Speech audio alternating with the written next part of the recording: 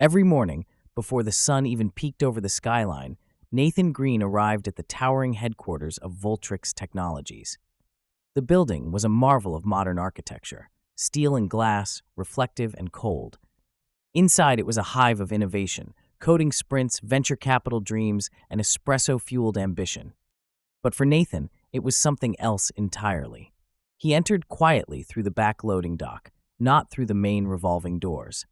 His time card clicked in with a soft mechanical thunk, and he put on his faded blue jumpsuit, name tag long worn off, and began his shift.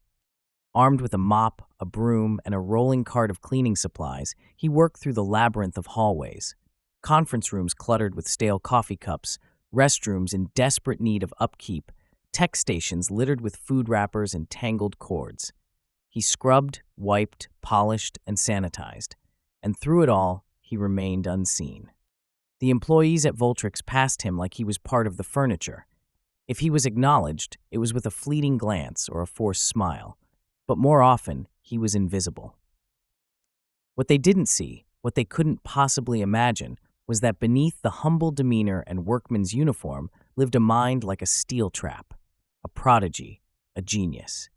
By the time Nathan finished his shift each morning, the building was just beginning to stir. His last task was always the same: take a moment to sit quietly at an unused desk tucked away in a forgotten IT storage closet, which he had slowly transformed into a small hideaway over the years. The room was barely bigger than a broom closet, but Nathan had made it his sanctuary.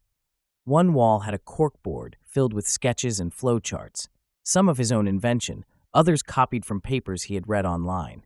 A cracked whiteboard stood next to a second-hand desk that wobbled on one leg.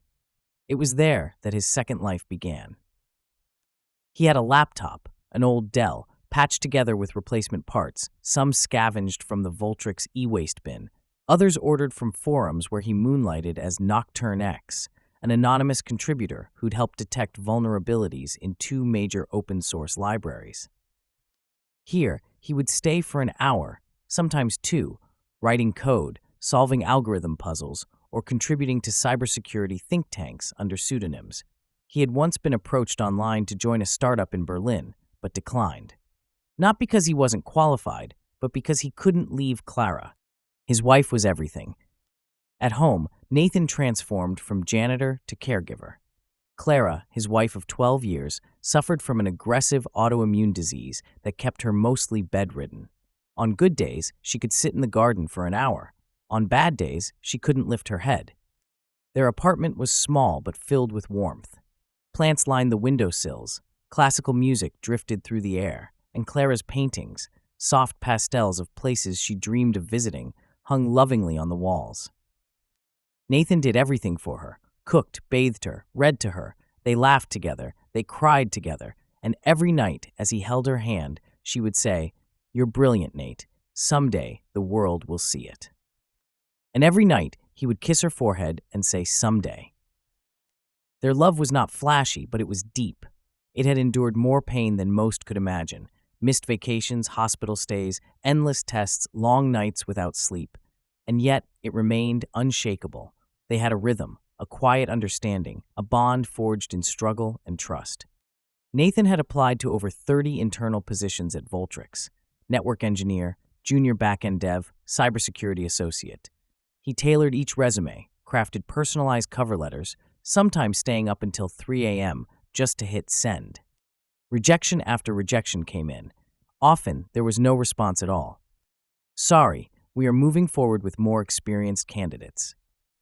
This role requires a college degree in computer science. The irony was bitter. Nathan had no formal degree, but he'd contributed code to systems that were being used in Fortune 500 companies. He had patched zero-day exploits before others even recognized them. Still, the HR bots filtered him out. One day, while wiping down a whiteboard, he overheard laughter from a group of developers. Guess who applied for the security role again? Janitor Nate. Hey, maybe he can clean up our firewall. Laughter echoed.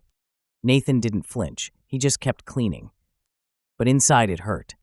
There were times Nathan doubted himself. Times when he questioned whether he had anything left to give, whether he should just accept his place and stop reaching for more.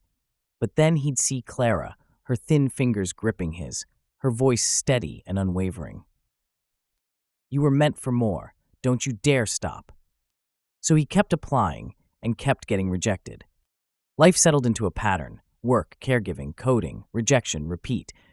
But there were bright spots too. An email from a stranger thanking Nocturne X for solving a security issue, a GitHub star on a tool he'd written, a message from a teenager in India who had used one of Nathan's encryption walkthroughs to win a high school science fair. These moments reminded him that his work mattered, even if no one at Voltrix saw it. And in his quiet way, Nathan began to build something new, his own open-source toolkit, a collection of lightweight, modular cybersecurity protocols he called Obelisk. He worked on it slowly, piece by piece, never expecting anything to come of it. But that code would one day save everything. It was a Thursday when it happened. 2:43 a.m. The building was dark, save for a few motion-activated lights. Nathan was buffing the lobby floor when he noticed alerts flashing from a monitor left on in the security office. Unusual network activity, mass login attempts, external data transfers. He leaned closer, then his eyes widened. Voltrix was under attack. The breach was spreading fast. Email servers, databases, customer portals, everything was being siphoned off and corrupted. Years of work, confidential contracts, financial records. Gone. By dawn, panic consumed the building. Executives shouted. Engineers scrambled. The head of cybersecurity, Jared, the same man who once ridiculed Nathan, stood pale and sweaty, unable to find the breach's source. Emergency meetings were called. Lawyers were summoned. Customers began calling, angry and afraid. The PR team worked feverishly, drafting statements and prepping for damage control. But behind the noise, behind the shouting and scrambling, Nathan was already in motion. Nathan stood quietly in the shadows, listening. No one had noticed him. No one had asked his opinion. But he had seen this exploit before. In fact, he had proposed a mitigation strategy for it on a forum 3 months earlier, a strategy that was ignored by Jared himself. He raced to his hideaway, pulled out his laptop, logged into his alias account. Then he got to work. He traced the IPs, isolated the injection point, and built a container to simulate the attack. Once he understood the mechanics, he began deploying fixes in a sandboxed version of Voltrix's architecture. It was like defusing a bomb with tweezers and chewing gum. For 13 straight hours, he didn't stop. His body screamed for rest, but his mind was in overdrive. His fingers blurred across the keyboard. His eyes were bloodshot, but sharp. Finally, he cracked it. He built a custom patch, deployed it, and blocked the backdoor access point the hackers had used. He even added a line of code to Obelisk, his toolkit, that could detect similar attacks in the future. And when the servers came back online and data flow returned to normal, the boardroom erupted in applause. Nathan remained in his closet, wiping sweat from his brow. It was Jared, the CEO told the press that evening. He stayed calm under pressure, brilliant execution. Nathan, watching from the break room, said nothing. No one mentioned him. Jared stood in front of cameras, smiling awkwardly. He barely understood what had happened, but he took the praise. He even used some of Nathan's exact phrasing from the forum post, as if it were his own. Nathan shuffled back to the janitor's closet, heart heavy. He hadn't done it for recognition, but being erased entirely, that stung more than he expected. That night at home, Clara noticed. "You look like you just fought a war," she said. Nathan told her everything, about the hack, about the fix, about Jared, about the lie. Clara listened, and when he finished, she reached for his hand. "Nathan, you've spent your whole life hiding your light to protect others from its brightness, but now it's time. The world needs to see you." Then she picked up her phone. 2 days later, the story broke on the evening news. Janitor claims to have saved Voltrix from cyberattack. The anchor read Clara's letter aloud, including screenshots of Nathan's code, forum posts, and a time-stamped version history. It went viral.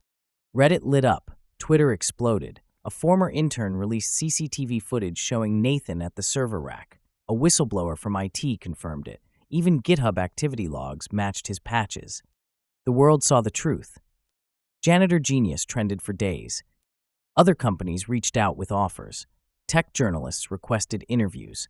A podcast featured his work on Obelisk, calling it the most underrated security suite of the decade. At a hastily arranged press conference, the CEO stumbled through apologies. "We deeply regret our oversight. Nathan is a brilliant mind. We were blind to his talent." Jared was terminated the next morning. There were protests outside Voltrix HQ. A mural of Nathan was painted on a nearby wall by a local artist. Emails poured in from around the world, from college students, from single parents, from people who had been overlooked their whole lives. Nathan read every one. Voltrix offered him a new role, Director of Security Architecture. It came with a salary that could change his and Clara's life, healthcare benefits that finally gave Clara access to a specialist, and a quiet office overlooking the city skyline. But Nathan had conditions. "I want to build a team of people like me, misfits, dropouts, the ones who never get past HR." This read. Nathan started recruiting immediately. His first hire was a college dropout from Detroit who had built her own compiler in high school. His second was a war veteran who taught himself Linux during recovery. His third was a single mom who coded while her toddler napped. They became known as the Ghost Team, unconventional, powerful, relentless. The team didn't just meet expectations, they shattered them. They detected 3 major zero-day exploits before they were publicly known. They rewrote the internal security policies for Voltrix. Nathan introduced an apprenticeship pipeline for underrepresented communities. He also created a mentorship program that paired overlooked talent with seasoned engineers. It became so successful, other tech companies began copying the model. The culture at Voltrix changed. People made eye contact with janitors. They started learning names, asking questions, listening. Nathan had sparked a revolution. In time, Obelisk was adopted as a standard in cloud security by hundreds of companies. Nathan licensed it free for nonprofits and educational institutions. He gave guest lectures. He taught Clara how to write simple Python scripts, and they would giggle late into the night. When Clara had her first major remission in years, they took a road trip across the country, just the two of them. They stopped at art galleries, nature preserves, and little diners in the middle of nowhere. Everywhere they went, Nathan was recognized. But he always said the same thing: "I'm just a janitor who didn't give up." Years later, Nathan and Clara sat together on a bench outside a tech conference where he had just given the keynote speech. "You changed the world," she said, resting her head on his shoulder. He smiled. "No," he replied, "you believed in me until I believed in myself." They sat quietly, hand in hand, as the sun dipped below the skyline, reflecting in the tall glass towers. Once invisible, now unforgettable.